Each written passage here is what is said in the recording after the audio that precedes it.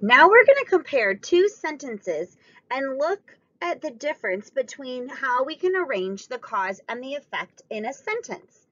Sentence A says, Lacey's dad landed a ball in a bottle at one of the carnival games.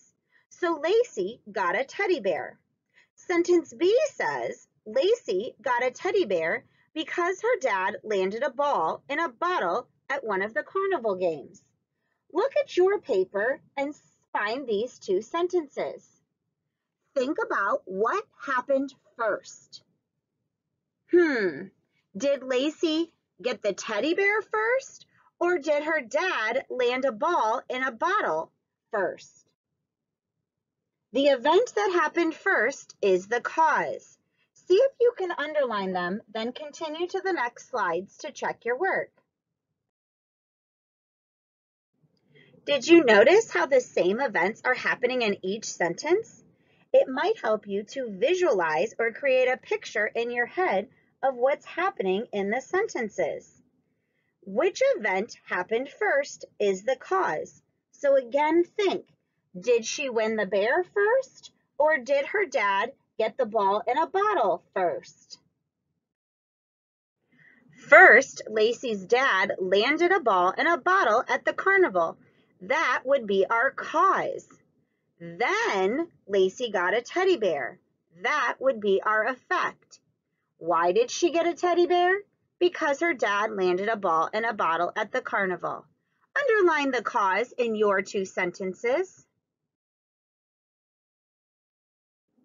Check and see if you underlined the correct cause in sentence A and the correct cause in sentence B. Stop and notice that a cause can be written at the beginning of the sentence or at the end of the sentence. Notice that we wrote them using different words in between the cause and effect. The first sentence, we used so to say that the effect was coming next. In the second sentence, we used because to show that the cause was being stated second. Let's try another example. Find these two sentences on your paper and read them with me. Sentence A says, Candy flew everywhere when Blake smacked the piñata. Sentence B says, Blake smacked the piñata and candy instantly flew everywhere. What is the cause, or what event happened first? If you said first Blake smacked the piñata, you are right. That would be the cause. The effect of him smacking the piñata is that candy flew everywhere. That would be our effect.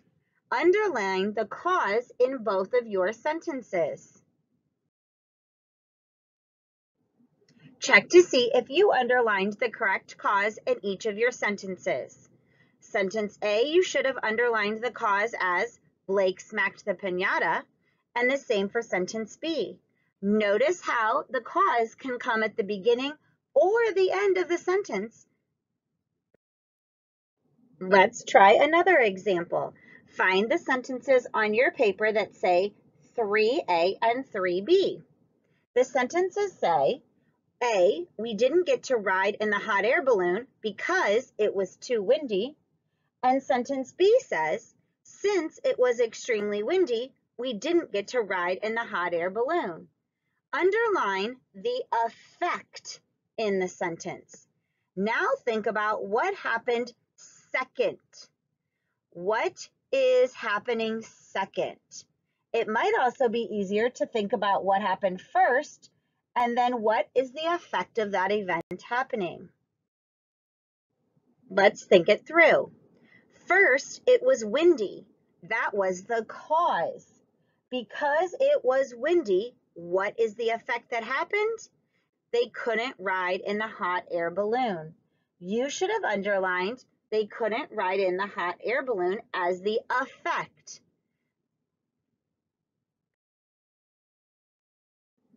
Check to see if you underlined the correct effect in both of your sentences. Again, the effect was that they didn't get to ride in the hot air balloon. That effect happened because it was too windy. Look at how the effect can be at the beginning or at the end of the sentence. Let's try another set of sentences. We are going to look for the effect. Find sentence 4A and 4B on your paper. 4A says, when my baby brother saw the clown, he started to cry. 4B says, my baby brother started to cry when he saw the clown. Think about what happened first. That would be the cause. Then what happened second? That would be your effect.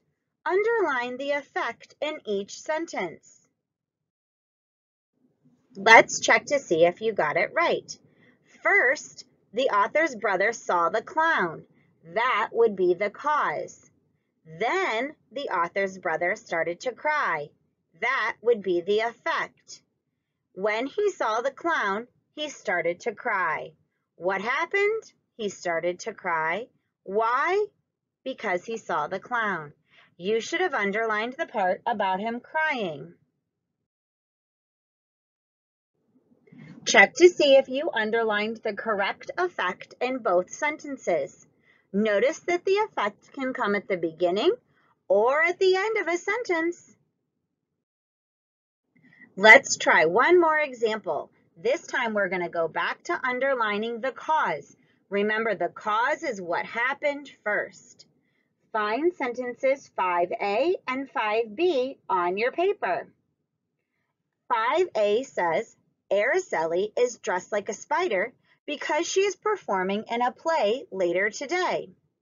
5B says, because Araceli is performing in a play later today, she is dressed in a costume.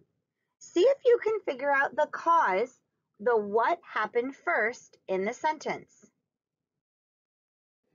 This one is a little bit harder to figure out what happened first. The author is telling us why Araceli is wearing the spider costume.